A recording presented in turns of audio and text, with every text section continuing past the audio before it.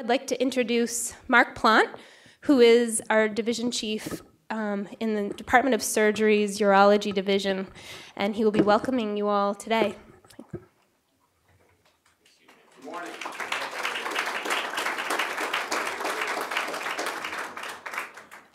I'm also a Cancer Center member.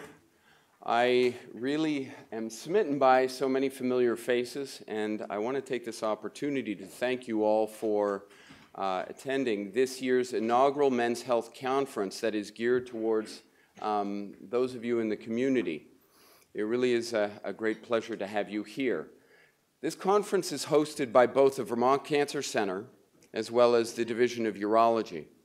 I should add, it's also supported through fundraising efforts that are geared towards increasing education and research in our institution, and those fundraising efforts also included Brovember, or it's an offshoot of the Movember movement.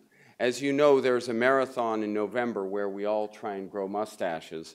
I extend mine across all of my face, and, which is usually all year long, but for November, we were able to raise some funds, and I really also need to earmark Lunig's Bistro, who, through their generous efforts, dedicated an entire evening's a portion of their proceeds in support of this movement.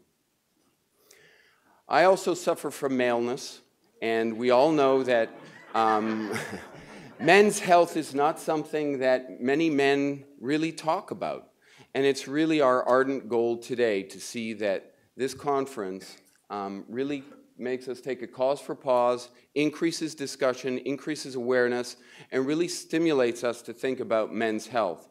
We're in an age where medical technology and information is increasing daily, and there are a lot of treatments and as well as ways of preventing disease that we should all be aware of. I also need to recognize Dr. Parapato and the Vermont Cancer Center staff. I think throughout the morning in the agenda, you will be witness to just an incredible array of speakers and topics. We are also very fortunate in our institution to have the highest levels of leadership support our efforts with regards to education and research. And to that, I am pleased to present to you Dr. Brumstead. Dr. Brumstead, as you all know, is the Chief Executive Officer for the University of Vermont Medical Center. He also serves as the President and Chief Executive Officer of the Vermont Health Network. I should add, really his efforts have been central to the effort we're all making to make sure that in our community and the surrounding communities, patients have the right care at the right place with the right doctor and never anything but the right time. So with that, Dr. Brumstead.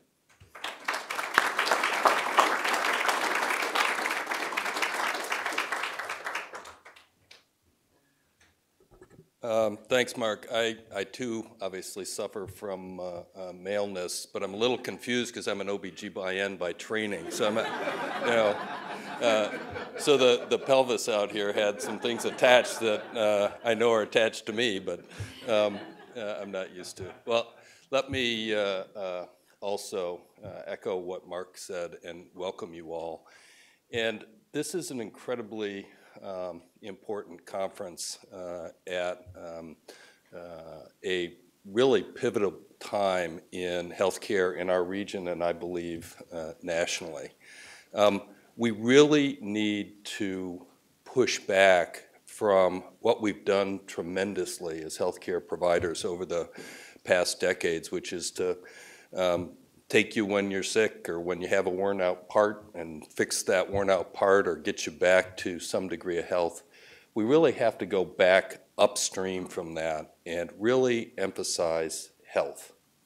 Yesterday, I had the opportunity as the head of the medical center to be in downtown Burlington as they were talking about extending and redoing the Burlington bike path. And the medical center has made a significant donation to have stations along the bike path with exercise equipment, both so that people can rehab, but so that it facilitates wellness. And I told that group that you have to put that investment in the same context as making an investment in new cancer care or heart care. We've got to go upstream. So this conference is emblematic. It's not just emblematic of our teaching mission, which is incredibly important. It's emblematic of our connection with the community and trying to take our educational expertise and not just have it be for residents and medical students and nursing students, but really have those educational efforts intersect with you in the community. And it really is about educating around good nutrition and healthy attitudes. And so this really is a tremendous conference. I really want to give a shout out to Dr. Plant, Dr. Parapato, Sarah Keblin, the staff. I know what it's like to try and put one of these conferences on, and it's a lot of work. It takes a team effort. The Cancer Society, Vermonters Taking Action Against Cancer, the whole team, the community has come together to put this conference on for you. So I hope you enjoy the morning looking at the topics. I wish I could stay here and do something about my maleness. Unfortunately, I have other things to do, but welcome and thank you very much for coming.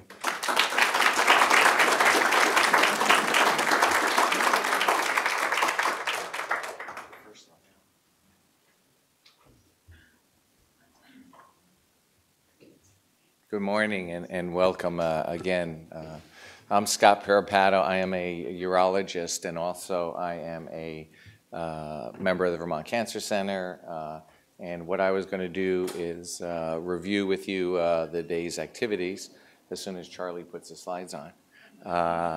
Would like to thank two people who stand out. There's so many people that helped put this program on. And Sarah Keblin and Charles did the yeoman share, and you'll see them through the day, and please feel free to thank them. Thank you, man. There we go. So this morning we have a very full schedule for you, and it's very dynamic.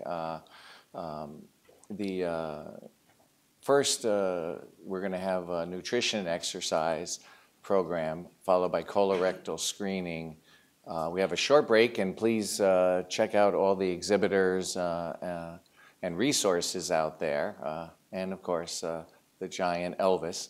The breakout sessions I think are very fascinating, and there's several topics.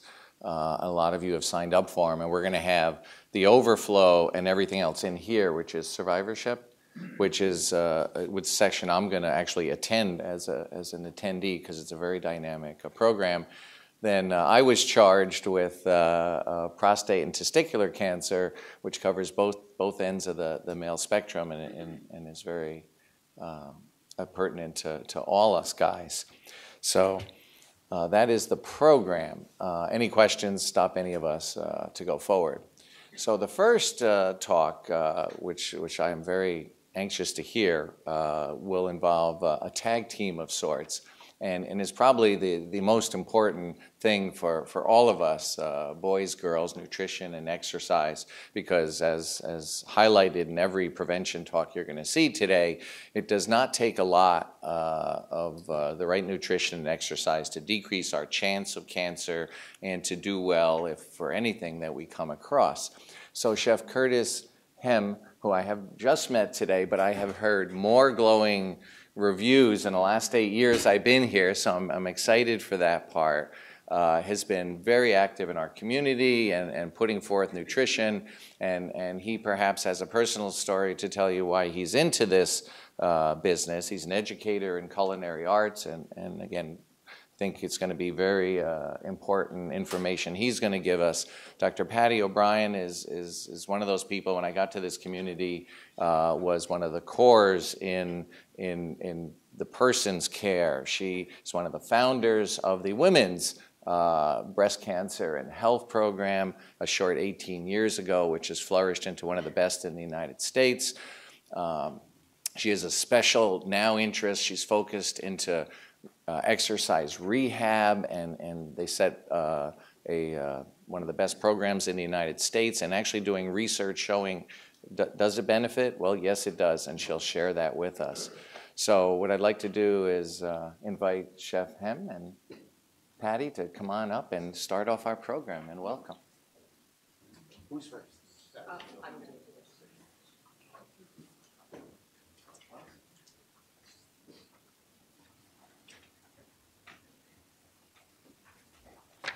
Charlie, can you?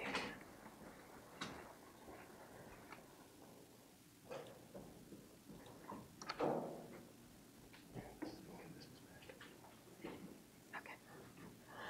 Good morning. Thank you. I'm Patti O'Brien, and I'm going to rocket you through oncology rehabilitation. Hopefully everybody's got my handout, and you'll see I got a lot of slides there because there's a lot we could talk about, but I'm going to try to prioritize it. So that little logo up there is our Steps to Wellness logo, and I am going to promote Steps to Wellness. I'll tell you about that multiple different times here. And see if I can get all the equipment working.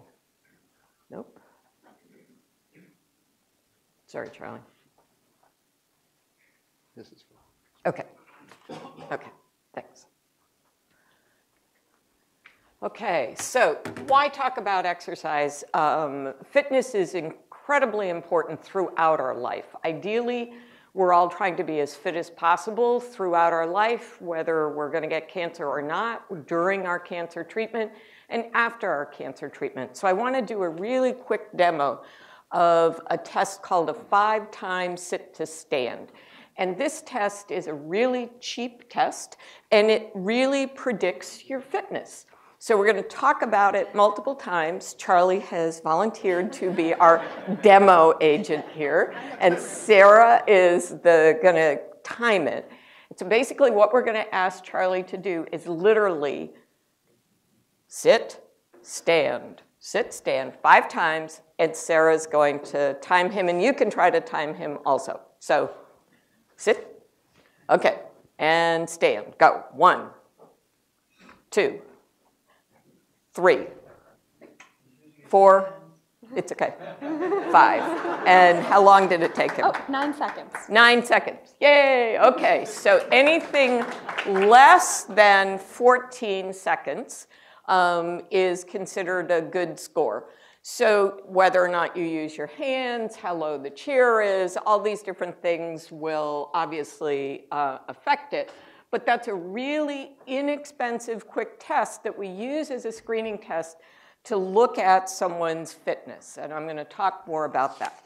So exercise and fitness is a really hot subject in cancer research right now. It used to be, nobody talks about fitness and cancer. Well, but they do now because they're realizing it actually affects survival. And, you know, those of us who've been treated for cancer, we're all interested in survival. So it's a very hot topic, and a lot is being published about it now. So I'm going to go into this slide in much more detail, but I want you to get the sense that exercise is a very powerful tool in helping treat your cancer and keep you well. And so these are epidemiologic studies, which means it's lots and lots of people, and they looked at people with colorectal cancer, their survival and their chance of dying over a long period of time. If you exercised, your survival improved by 50%. In prostate cancer, 30%. In brain tumors, 36%. And yes, men get breast cancer, and in breast cancer, you had a 30% lower mortality. So I'm going to go through this more, but these are big numbers. Exercise is very powerful to your health. So what are the mechanisms? So we know that your cancer or your cancer treatments can impair your physiologic function. So anybody who's been gone through cancer treatments knows that you may not feel at the top of your game when you're going through that. And so your ability to do that 5 times to stand can be impaired doing this. But we can modify that. How do we modify that? We do exercise. We do weight training and diet and control your weight. And we're going to talk about some of those details. So when you're going through cancer care, you may develop very specific problems. And those specific problems can be treated with intervention. So I happen to specialize in lymphedema care, and I'll show you some pictures as to what lymphedema is. But lymphedema is a swelling of an arm or a leg or your neck that is due to the treatment. We can send you for physical therapy or exercise. Peripheral neuropathy is your feet may get numb due to the drugs that we give you to fight your cancer. Physical therapy can help with that. Balance training. You may have pain. We want to treat your pain, and there's many different modalities to treat pain. You may have fatigue or sleep disorders. Exercise will help with that. We'll talk about chemo brain and cancer-related cognitive changes. Speech and language therapy or occupational therapy may help with that. So there's lots of different side effects that you may have. So we're going to talk about muscle. So normally, as a child, you start off with a small amount of muscle, and then as you age, you get to about 20, 25, and you bulk up, and that's your maximum muscle is at 25. And then as we age, this black line here, normally we lose our muscles. So that's sort of a normal trajectory. We get stronger, we go down, and we get weaker. But we can modify that trajectory. So in the blue dots, that's a person who continues to work out. They're keeping their muscle mass greater. So you can modify this curve with your lifestyle. Now, unfortunately, sometimes we have to modify that curve. Let's see if I can. Oh, no, it's screwed up. Sometimes we modify that curve by giving you drugs that make your muscle mass get less early. So that would be, often for the gentleman with prostate cancer, we're modifying them. But this is a cross picture of the quadriceps. So here's a picture of you just kind of cut through the leg. And look at the leg on this 40-year-old triathlete. There's a lot of muscle there and very little fat there. Isn't that cool? But then if that triathlete kind of turns into a couch potato, look at what changes to them. A high amount of fat to a low amount of muscle. So remember that ratio, high fat, low muscle. But if that triathlete continues to exercise, they didn't have to change that ratio. That ratio can remain high muscle, low fat. So you should be really inspired by this. I'm very inspired when I look at this. So let's talk about androgen deprivation therapy, or I'm just going to refer to it as ADT. And those would be the hormonal changes that are used. Some of you may be on that to treat your cancers. And what are some of the side effects of that? And you guys could describe those side effects better than I could. So your body composition may change. You may get increased fat. You may have less lean muscle. Your bones may get less dense. Because of that, you may find you're not as strong. Your physical performance is going down. You may be more apt to fall, and your cardiovascular fitness may go down. And we're going to talk several times about this peak VO2 max. That is reflective of your cardiovascular endurance, and we want to keep your heart working really well.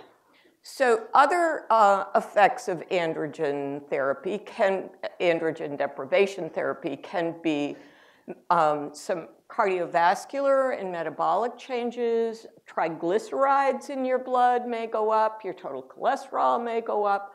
The insulin may not work as well. You can get diabetes. Your blood vessels may not work as well. So as you know, if you are on ADT, there can be a lot of changes going on. And there can be sexual changes. We'll talk more about that. Fatigue, hot flashes. Yes, men can get hot flashes too, and anemia.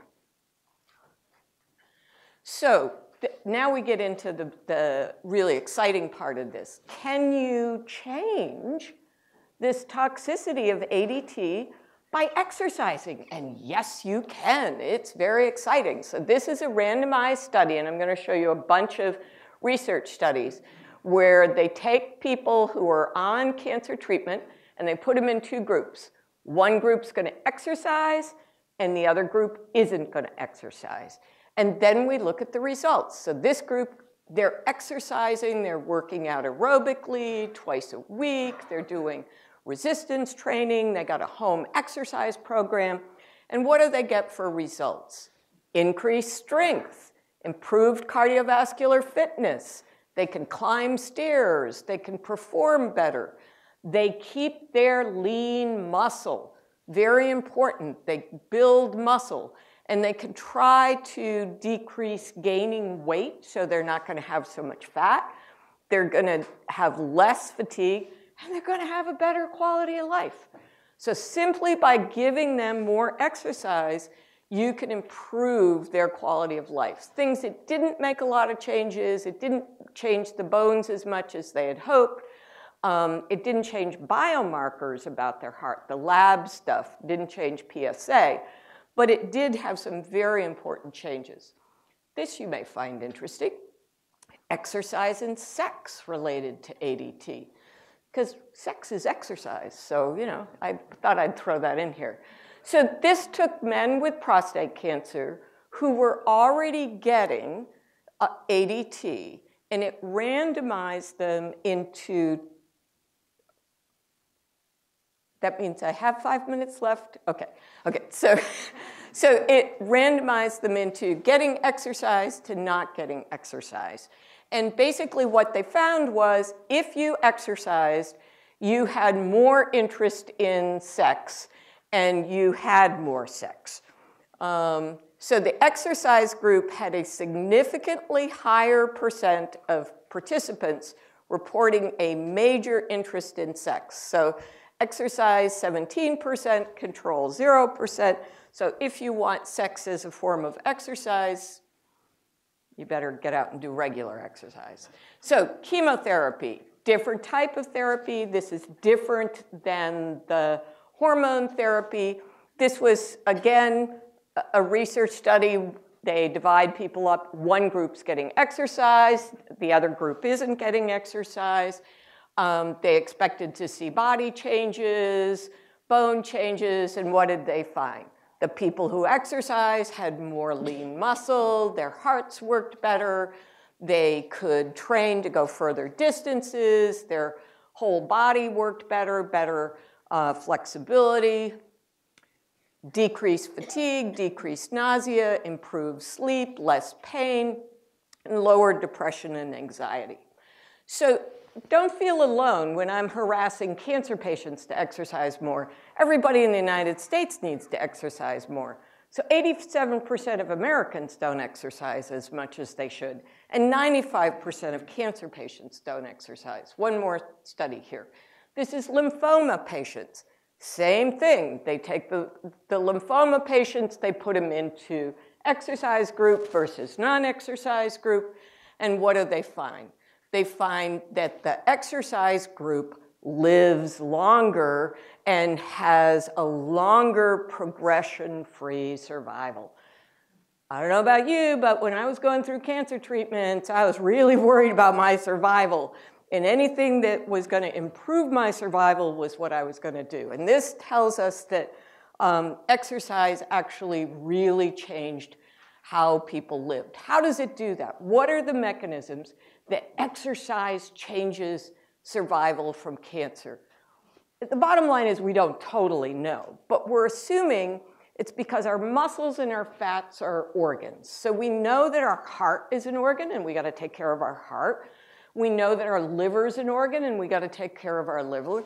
Well, we're now really understanding that our muscle is a big organ throughout our body that interacts with tumors and can actually help us fight tumors. And our fat is an organ throughout our body that can unfortunately support tumors. So we need to change that ratio. We need more muscle and less fat. And it's a very complex process. Here's Steps to Wellness, which is what I really want to get you into. I put some pamphlets out about it. Basically, it's a free 12-week exercise program sponsored by the Cancer Center. If you decide to participate, you get seen by a physical therapist and a physician, and you get a treadmill test, and then we get you into the gym, and you work out in the gym. So it's a tailored aerobic and resistance program built right for you. You have your own exercise trainer. You come for 12 weeks, twice a week, and it's great. You know, so I'm going to just show you some of the data. This is the data from our 500 people who've gone through the program over the last 3 years. So we're data driven. We take lots of numbers. The people who went through the program had increased aerobic capacity, meaning they could run, they could, you know, they were stronger. They had decreased fatigue. They had decreased depression and anxiety. They had improved their physical activity. So the other thing that I wanted to say was they did better on their 5 times sit to stand. So we measure it at the beginning and we measure it at the end. So Charlie, he aced it. He did it in less than 14 seconds. When people came into our program, 30% of them couldn't do it in the 14 seconds. By the end of 12 weeks, it was less than 5% couldn't do it. So people made significant improvement in Steps to Wellness. So Steps to Wellness is free. It's there for you. We really want anybody treated for cancer to understand it's accessible to you. So if anybody's interested, just ask me during the break. Thank you.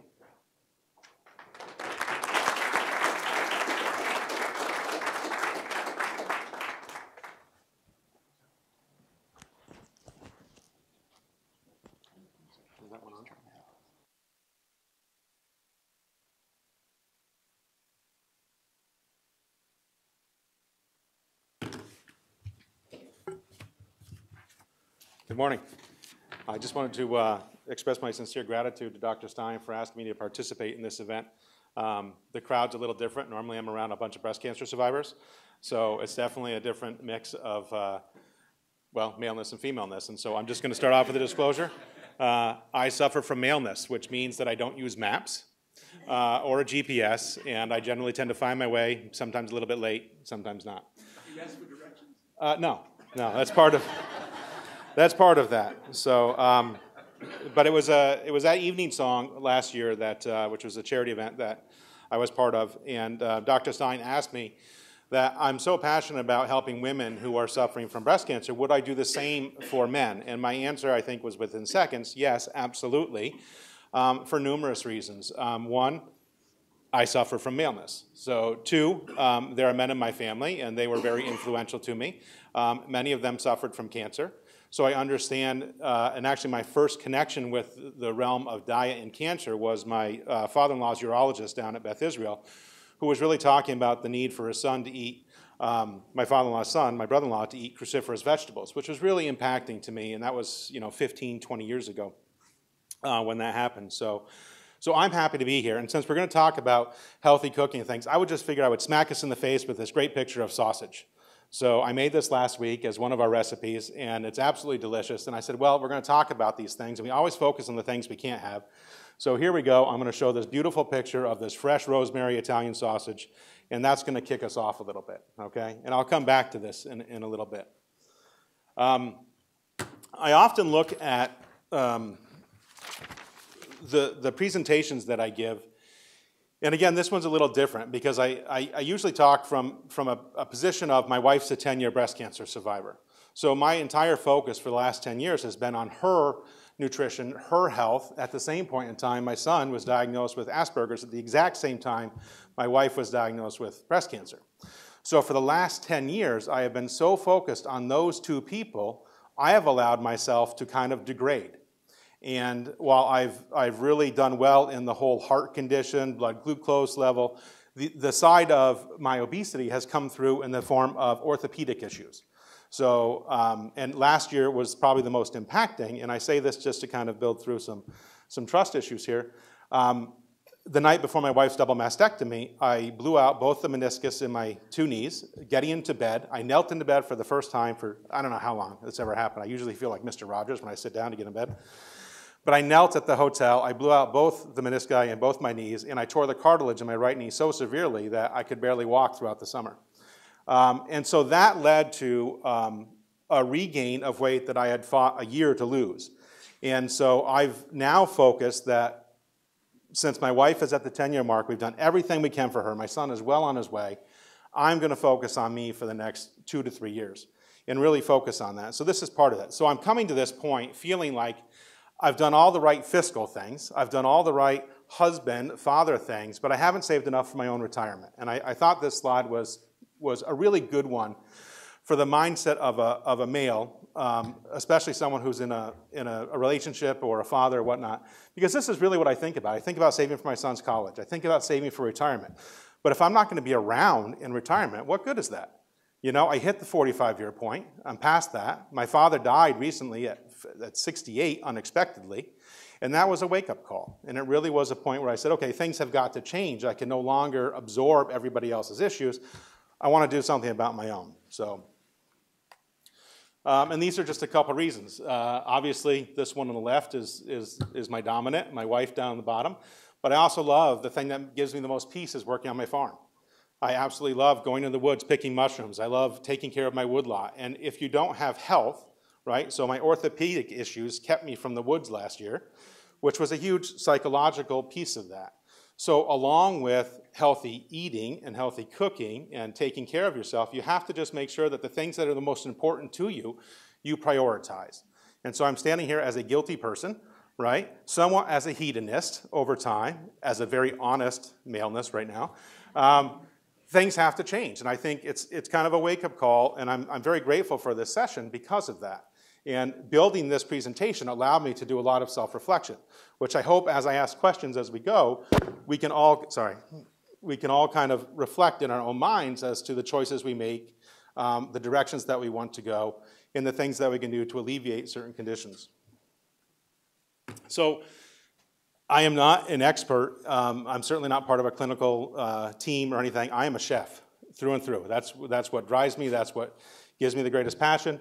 And I spent a lot of time focused on the science of how diet impacts, in particular, breast cancer. But if we find out, as we see through our food philosophy in a few slides from now, the things that impact healthy cooking and survival for breast cancer and promote modifiable behaviors, they're really great for all sorts of different cancers and all sorts of different issues, like heart health. So when I was researching this, one of the biggest pieces was a heart-healthy diet is a cancer-healthy diet.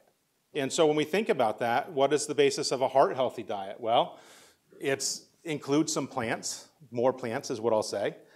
Eat less salt. The American Heart Association says that 75% of the sodium we get is from processed foods. So as a chef and as an educator, I am pretty much anti-processed foods. I don't like processed foods. I think they're really not great for us. I don't think they taste as good as fresh food. I think they're convenient as all can be, and I think that's what drives it. But 20 years ago, when I started cooking, we didn't have processed foods. You go to a trade show in my industry now, it's all deep fried this, deep fried that. The bloomin' onion phase came and went and came back again. But even shrimp, it's very hard to find good quality shrimp now. Everything is pre-deveined and soaked in a phosphate solution. Even chicken, which is frightening. If you look at chicken in a supermarket, and I claim that I got kicked out of Sam's Market for taking pictures of chicken that was labeled healthy when it has 10% of your sodium intake in a 3-ounce portion. So I don't know anyone who's had 3 ounces of chicken as your meal. I don't know anyone who does a 3-ounce portion of chicken, right? Just being honest here, right? So you probably had 50% of your sodium in what you thought was healthy, okay?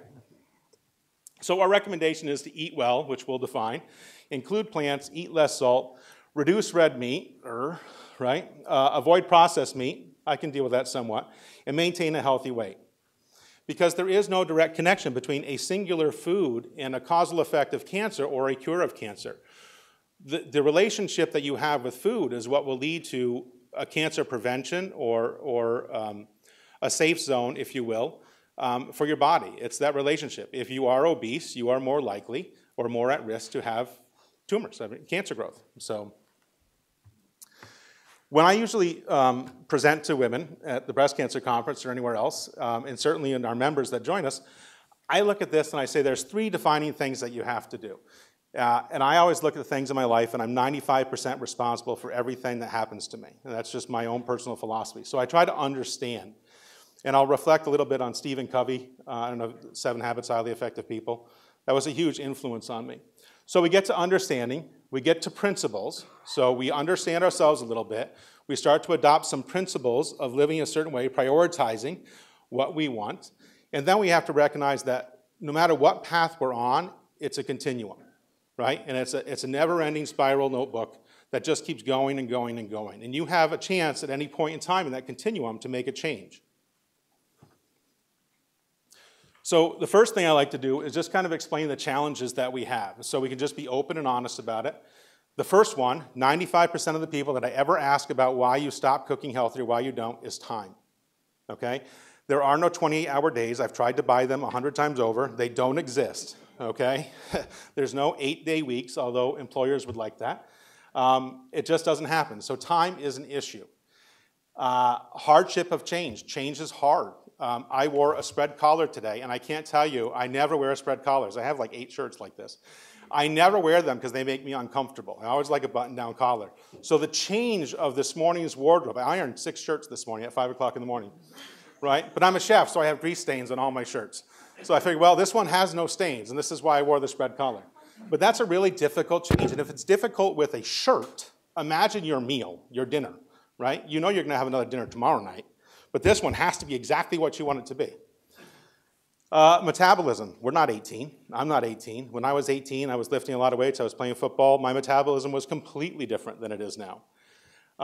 Nutrition pundits. I love word clouds, and I use a lot of those in my presentations because nutrition I consider to be a very young science. I consider it to be a very confusing science, and I consider it to be one that everybody has a soapbox. And we try to avoid that at all costs because I find that incredibly confusing. When you don't really have the right information or someone is just on a rant about something. So we try to just present a real honest picture of healthy cooking and that there influences nutrition. We have to define crave versus addiction, right, in food, especially processed food. I'll sit there and throw out the villain of cereal, is a very addictive element. We also have dining out, and so I've made a career of making people make bad choices in restaurants. So I'm guilty as charged, gavel down.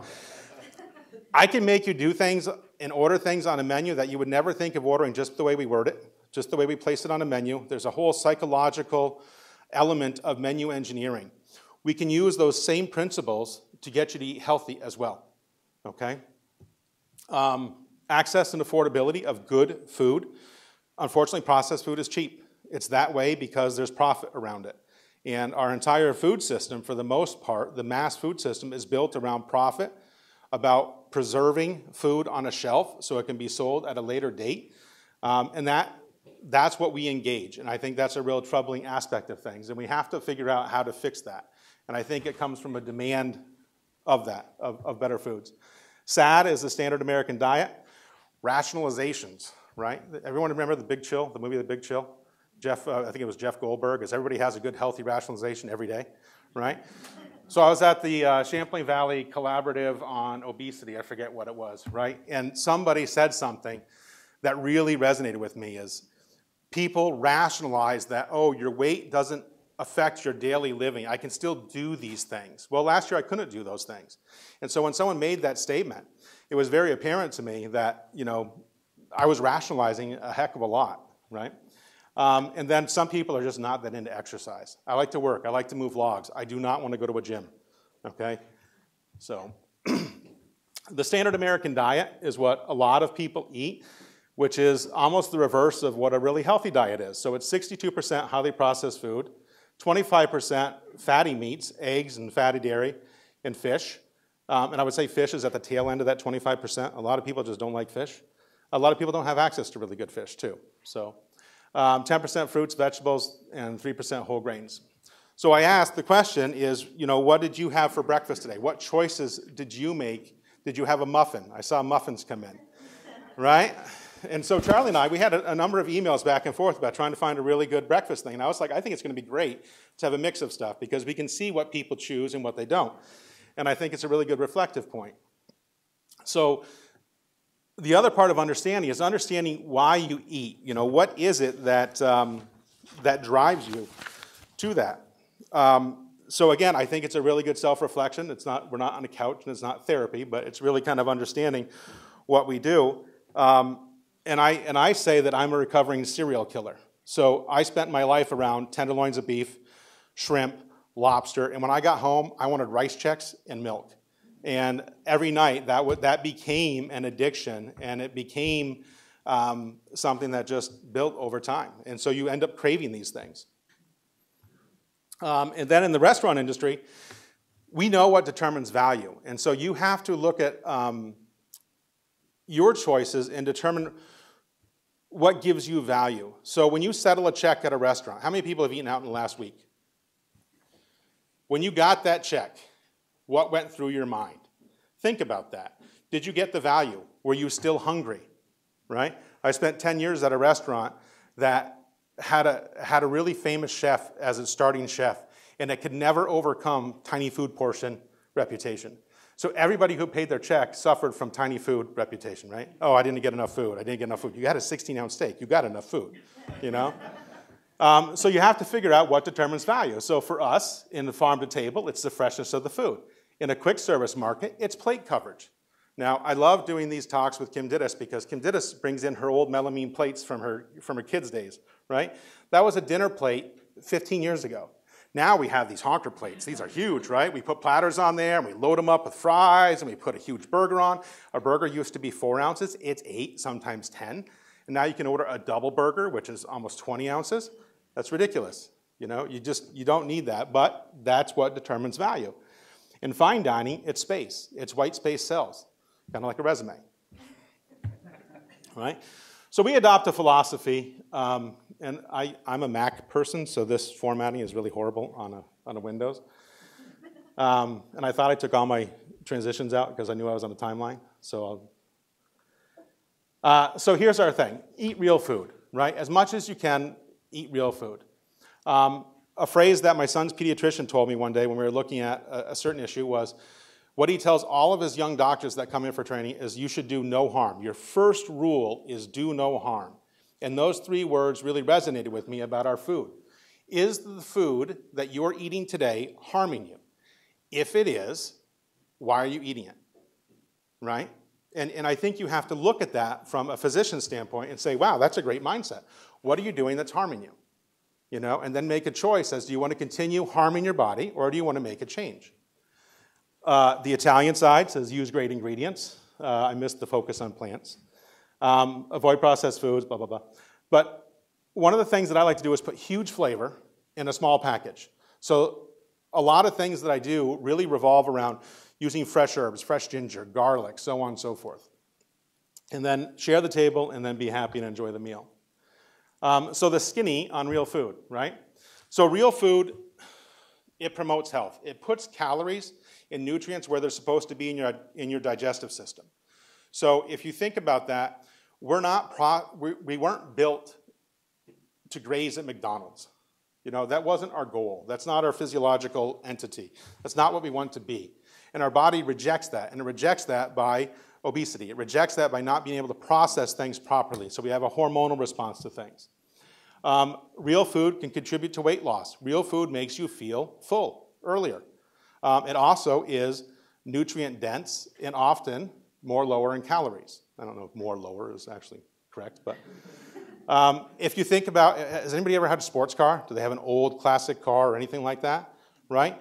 The fuel you put in your body is what drives your engine. So if you don't get a regular oil change, if you put in crappy gas, right, you're going to get that level of performance, okay?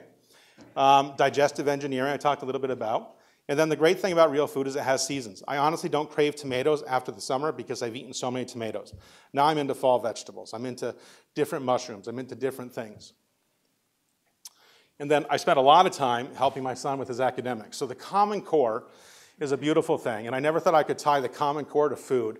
But a calorie is not a calorie. So we're talking about inequalities now. And inequalities are incredibly complex to explain to somebody with a language issue. The calories in the burger and the onion rings are not the same quality of the calories in that lamb kefta with the romaine and the white bean salad. They are not the same at all. There are phytonutrients and phytochemicals that actually fight cancer in the dish on the right. There is really nothing good happening over here except it's got flavor, right? And it was probably quick and easy to get. I haven't seen a lamb kefta stand in a long time. This is one I like speed dating, right? So we have a relationship with food, and this is probably the only time your spouse is going to say, I want you to have an open relationship. But we did talk about sex. I'm validated now because Patti brought in sex, right? And so we have some really good motivators to exercise now. So in that, I want you to speed date because the relationship you have with food, you want something that's going to contribute. I don't know many people, right, that want to have a relationship with a person that contributes nothing to you, right? Maybe for a day or two, but that's about it. Iceberg is a vessel for ranch dressing. That is it. That's what it's classified as. If you look it up in Merriam-Webster, it's a vessel for ranch dressing. Romaine actually has protein. It's really good for you. It's got really great phytochemicals. So it's also the first transition point off of iceberg. So when you go to detox, right, and you go clean yourself up, they get you off of this horrible thing, and they put you on romaine for 28 days, right? Hopefully you'll move up to arugula, right? Hopefully you'll move up to other things, but that's the first step. So have an open relationship. Find foods that work for you. Date a little bit, you know? Switch it up, you know? Don't just commit to romaine, you know? Bring in some other stuff. I'm not a typical speaker either. The Italian, a lot of my cuisine is based on French, I'll wrap up really soon, I promise. A lot of my cuisine is based on French technique. It's based on influence of Japanese seasonality, but it's really based on the Italian method of you bought really good stuff, don't F it up, right? That's the Italian mantra of food is just, you got this great thing, don't do anything. My friend used to do this when I went golfing. I would hit a great drive, crush it.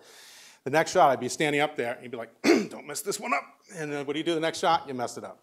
So just some examples of really good food. We've got some really nice local chicken, fresh mushrooms.